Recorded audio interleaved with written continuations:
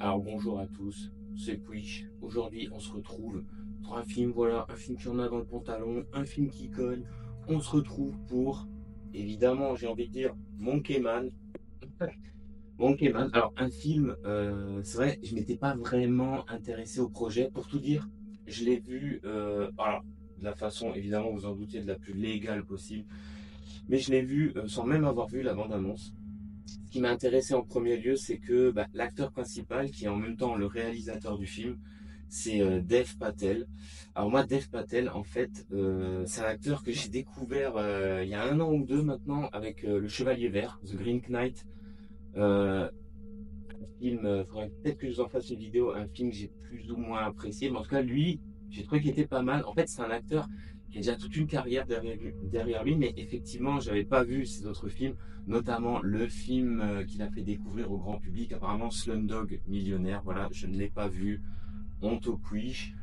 Donc un film que j'ai pas vu, mais c'est un acteur qui est pas mal. Il est assez charismatique et en même temps, c'est le réalisateur de ce film. Donc je me suis dit pourquoi pas un film qui cogne, un acteur a priori charismatique. On va voir ce que ça donne. Donc Monkey Man, c'est un film qui dure 2 heures, donc il est assez long. Il est structuré, on va dire, en... les 2 heures sont structurées un petit peu différemment. J'ai beaucoup aimé la première heure du film. Je trouve que la première heure du film, elle est simple, elle est prenante. Alors globalement, le film, on va dire, c'est du vu et revu. Ça c'est clair, c'est peut-être une critique qu'on pourrait donner au film, c'est-à-dire il pioche un peu partout. C'est un film de vengeance. Voilà, tout ce qu'il y a de plus basique finalement. On va suivre donc le personnage incarné par Dev Patel. Alors j'avoue, j'ai oublié son nom. J'ai pas fait ma fiche. En tout cas, il joue un jeune homme dont la famille a été massacrée, voilà, par les autorités indiennes. Donc tout le film se passe en Inde, hein. C'est aussi ça qui fait son charme. Il y a quand même un espèce de dépaysement et il y a quand même une espèce de... On plonge un peu dans cette société indienne qui est, il faut bien le dire, sans pitié. Et ça, c'est assez intéressant. Ça structure d'ailleurs toute la première partie du film, je trouve. Donc sa famille a été massacrée. Lui, il en a réchappé. Sa mère est morte. On aura de nombreux flashbacks. Il était très attaché à sa mère.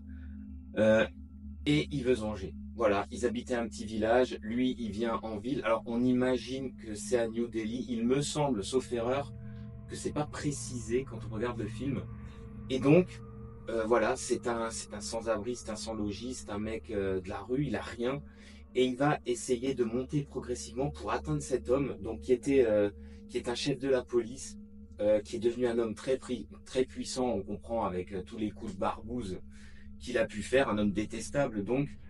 Sa femme, c'est pareil, elle gère un immense hôtel où il y a en gros tous les bourges de la ville qui viennent, et donc lui, il va essayer de s'immiscer là-dedans, monter les échelons jusqu'à pouvoir atteindre sa cible et sa vengeance. Et donc, voilà, ça c'est assez passionnant, ça c'est ce qui structure la première heure du film. On va voir notre héros, voilà, successivement gravir les échelons dans l'hôtel. On va voir comment il va faire pour se faire embaucher. On va voir comment il va faire pour monter les niveaux, pour pouvoir accéder. Alors, il sera toujours serveur sous fifre, mais pour pouvoir accéder aux différents niveaux de l'hôtel et pour arriver tout en haut, au niveau vraiment où il n'y a que les bourges de luxe, voilà, qui viennent de la ville, qui viennent passer du bon temps avec les filles. La drogue, les putes, c'est la totale, quoi, vous imaginez bien. Il va essayer de se venger. Et puis, voilà, donc ça c'est assez passionnant. Personnellement, ça m'a beaucoup plu. Le film, il est assez prenant dans cette première heure. Alors, il a un rythme qui est pas forcément rapide, même si on aura des combats. Car oui, Monkey Man, en fait, pour gagner de l'argent, notre héros participe à des combats de boxe ultra violents, des espèces de combats de MMA. Alors, on ne sait pas si c'est plus ou moins clandestin. D'ailleurs, c'est assez amusant parce que le gars qui s'occupe de ça, qui gère l'endroit où il y a les combats, il est joué par Charlton Copley. D'accord. Donc moi, un acteur que j'adore, un acteur évidemment inoubliable de District 9. Il a fait d'autres choses, hein, évidemment, Elysium et compagnie. Moi, c'est un acteur que j'adore. Ça m'a fait plaisir de le voir, mais finalement, il a un tout petit rôle dans le film. On se demande d'ailleurs au final, qu'est-ce qu'il fout vraiment là? C'est vrai que voilà. Pareil, ces combats ultra violents qui sont en plus des combats truqués. Au départ, on comprend pas trop qu'est-ce que ça vient foutre là. Notre héros prend des tôles en permanence, prend des raclées. On comprend pas trop. Ça servira en fait plus tard dans le film. Euh, Voilà, toute la première heure, elle est vraiment excellente. Elle finit en apothéose par une grosse scène d'action qui structure tout le milieu du film.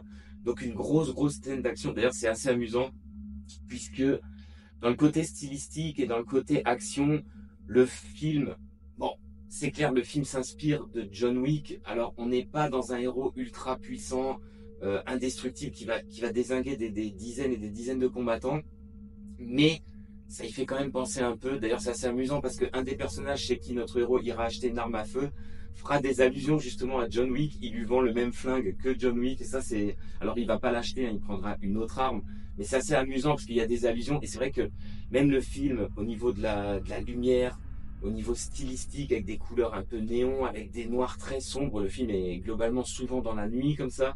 C'est que dans les flashbacks où il y a sa mère, où il sera plutôt dans le jour, plutôt dans les moments heureux, on va dire, il est assez stylisé, et évidemment, quand on le regarde, ouais, vraiment, il fait penser à John Wick. Alors, en moins bien, les scènes d'action sont aussi beaucoup plus en shaky cam comme ça. On a la caméra qui bouge dans tous les sens, on a les coups qui pleuvent.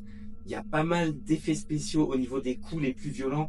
Les mecs qui volent la tête dans les murs, le sang qui gicle, mais c'est bien intégré. Et au final, moi, j'ai bien apprécié. Et c'est vrai que cette première heure, elle finit en apothéose comme ça, dans une énorme scène d'action. Alors, je vais pas spoiler, hein, mais disons que vous doutez bien que le film ne se termine pas là, puisqu'il reste une heure entière derrière.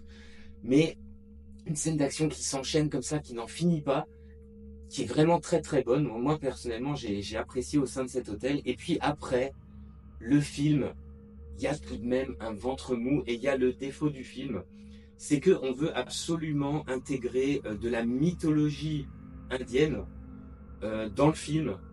Le seul souci, c'est que, alors à mon goût, hein, le seul souci, c'est que je trouve que ça colle pas du tout. C'est pas que ça colle pas parce qu'on est en Inde et que voilà, mais je trouve que les croyances, les histoires que raconte la mère à notre héros, je trouve aussi que tout ce qu'il y a autour de la religion et des sectes, c'est assez intéressant, mais finalement c'est un peu mal développé. Honnêtement, j'ai pas bien compris. Le chef gourou et de ça, j'ai pas trop bien compris le délire. Et finalement, on se dit, bon, qu'est-ce que ça vient foutre là, puisque le récit aurait pu être le même sans toute cette partie.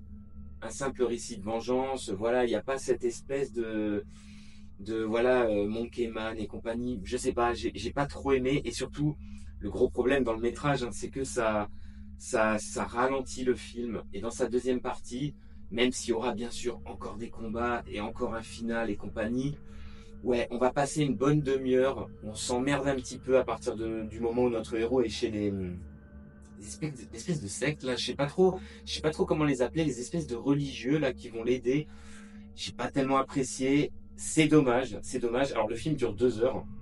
Malgré tout, moi je trouve que c'est un bon métrage parce que dès que l'action reprend, c'est très bon. Malheureusement, on n'arrivera pas à atteindre les pics qu'on avait eu dans la première partie. Mais la première partie, ce qui est très intéressant, c'est qu'on part de zéro, d'un personnage qui a tout perdu, et puis il monte progressivement et il se rapproche progressivement de son but. Donc ça, c'est vraiment cool, et ça finit en apothéose dans des moments de grosse violence.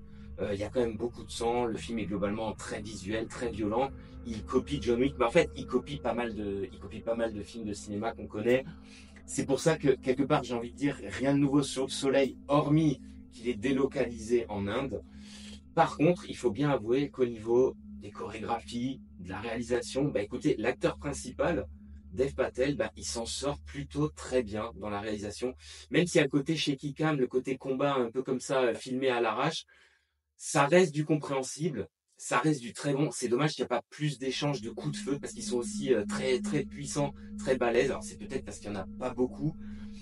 Moi j'ai beaucoup aimé. Et puis pareil, l'acteur, bah, il est très charismatique. Ça il faut bien avouer. Il est grand comme ça, élancé, il est vachement sculpté, il est sec et il est balèze.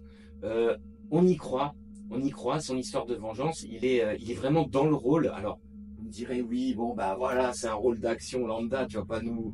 Ouais, mais ça reste un film très sympathique. Pour moi, une bonne petite surprise. C'est vrai que je l'attendais pas plus que ça. Je l'avais pas vraiment vu arriver. Comme dit, j'ai même pas regardé les trailers. Une bonne petite surprise, un bon film d'action.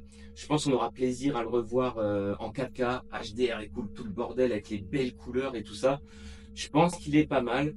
Moi, je pense que ouais, c'est un bon petit film d'action, de vengeance, même si on l'a vu 1000 fois. C'est toujours mieux que le dernier Steven Seagal ou Statham, on va dire. C'est ce genre de film, au final. Mais le côté nanar en moins. On est sur un film sérieux, vénère. Moi, personnellement, j'ai bien aimé. Franchement, je vous le conseille. Écoutez, on va s'arrêter là, hein, et puis je vous dis à plus pour de prochaines vidéos.